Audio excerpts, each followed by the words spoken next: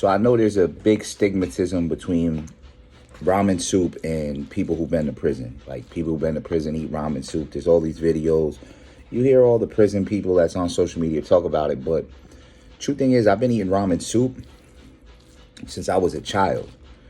A lot of people that live in poverty do, but I always eat my ramen soup with no water, and I eat it with butter. And a cool story, my father was in Vietnam, and my father's the one who started getting me to eat ramen soup. And he told me that when he was in Vietnam, they couldn't drink the water. The water was bad. So sometimes they would use the water for cooking, but they wouldn't drink it. They would have to drain the water out. They wouldn't use it for foods and soups, etc.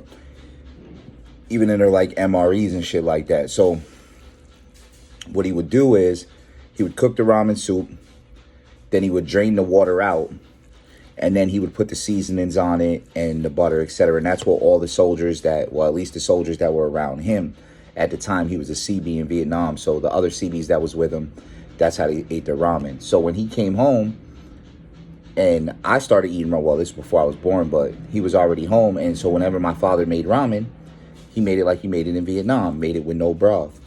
And now I'm 41 years old, and I still cook my ramen the same.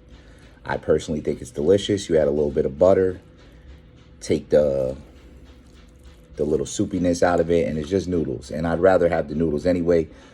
I really don't care about the broth, but just wanted to share that with y'all. The reason I eat it with no broth and the reason I eat ramen, it's got nothing to do with jail. I loved ramen way before I went to jail, and so don't a lot of other people who grew up in poverty.